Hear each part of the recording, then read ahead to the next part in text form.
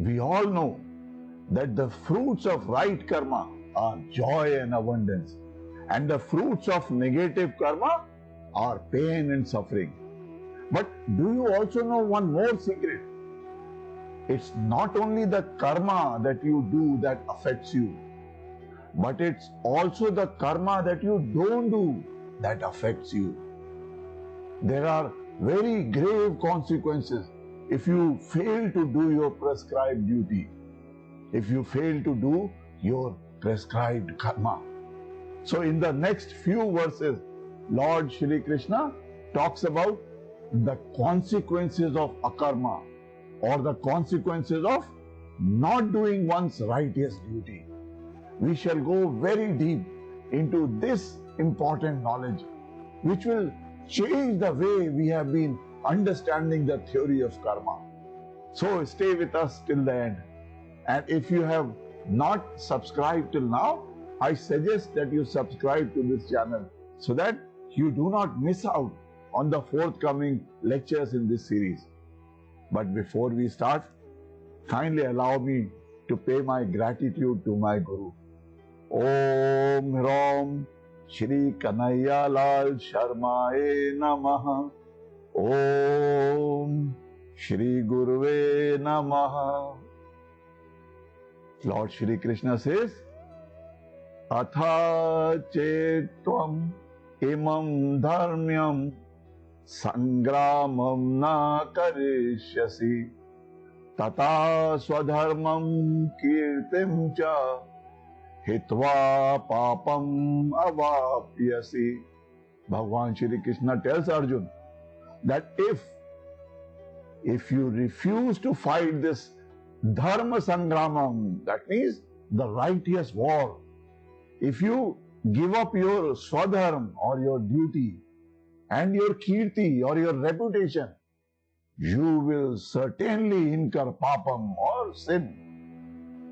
You know, if a warrior chooses to become non-violent on the battlefield, it is dereliction of duty. It will be classified as a sinful act. Therefore, Lord Shri Krishna states that if Arjuna abandons his duty, he will be committing a sin. You know, the occupational duty of a warrior is to protect the citizens of the country from oppression. Bhagavan Shri Krishna tells Arjuna, if you refuse the opportunity to fight and conquer the enemies that are threatening your welfare, the enemies that are threatening your inner kingdom of true happiness, you will be shirking away from your righteous duty.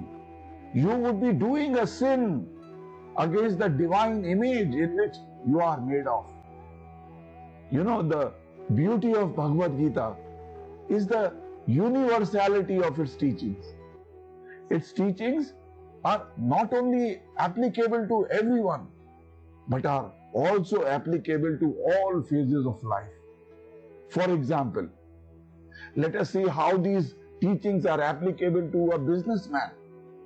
A businessman must earn his living honestly, but at the same time, he should also fight against the unhealthy business competition that tries to paralyze him.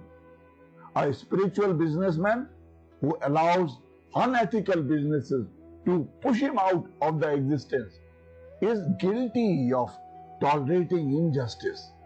He is guilty of permitting evil practices to spread in the business world.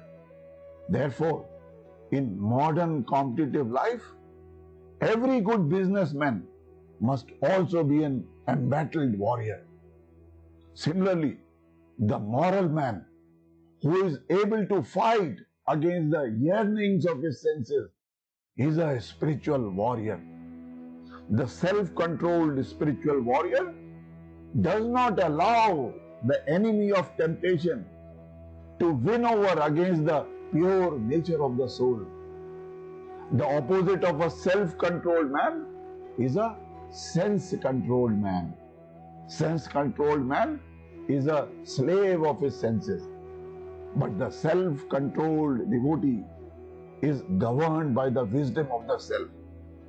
He who has tasted the happiness of a self-controlled life is automatically able to resist all the temptations of the senses. Similarly, these teachings are equally applicable to a married couple.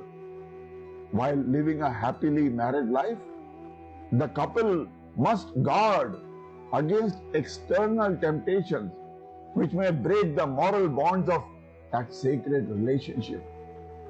Surrendering to the temptation of an extramarital relationship by any one of the couple is bound to plunge the couple into pain and suffering.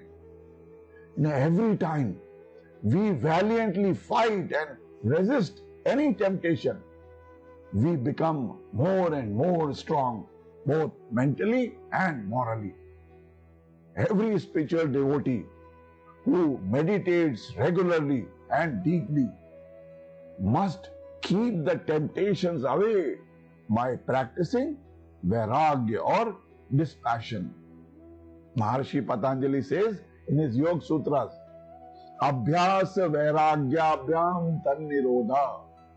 That means Abhyas and Vairagya are companion practices. They are the means of mastering or regulating or nirodha of the vrittis of our mind field, which allow us to experience the true self. In fact, all of the other yoga practices, they rest on these two principles. Yogascha vritti nirodha. Abhyasa means cultivating the lifestyle, cultivating the actions, the speech and thoughts, cultivating the spiritual practices that lead us towards the positive direction of truth, towards spiritual realization. Vairagya is the practice of non-attachment from the temptations that can plunge you into pain and suffering. Vairagya is detachment from raga and dvesha. And if you wish to cultivate non-attachment, you have to become better and better at discriminating between what actions, what speech and what thoughts would propel you in the right direction and what actions and what thoughts would divert you from your true path. This discrimination is the most powerful tool of your inner journey. Once we are able to metamorphose our ego consciousness into soul consciousness, no sense temptation will have any further power to distract us. But until that stage is reached, we must be vigilant against temptations of the senses. This is our highest duty in this life. If at any time we forsake this duty and instead we surrender to the cravings of the body and flesh, we would be doing a sin against the image of God in which our true self is made of. Ignorance is the greatest sin because it overshadows that pure divine self which is within us. Ignorance produces the illusion of the limitation of ego or our body consciousness. This is the root cause of all your physical, mental and spiritual pain and sufferings.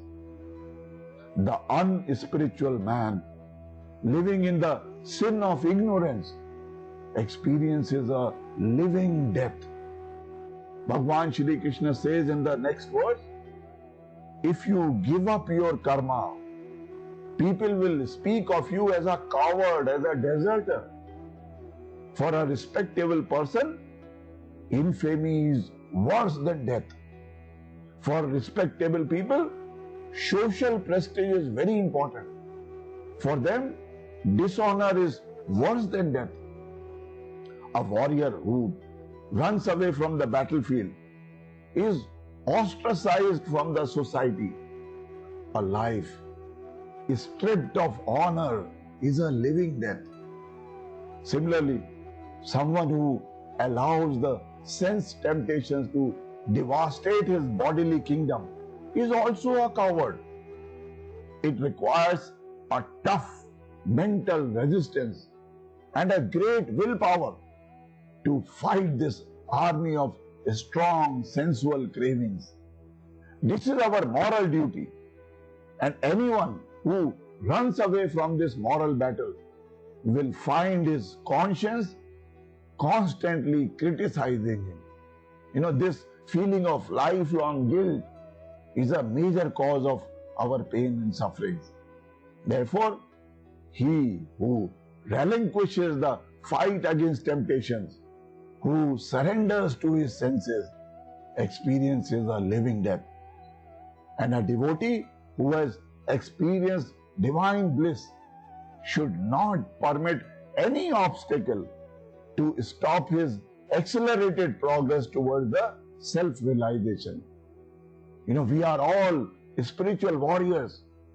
We must constantly keep fighting our inner enemies of restlessness, of delusion, of temptation.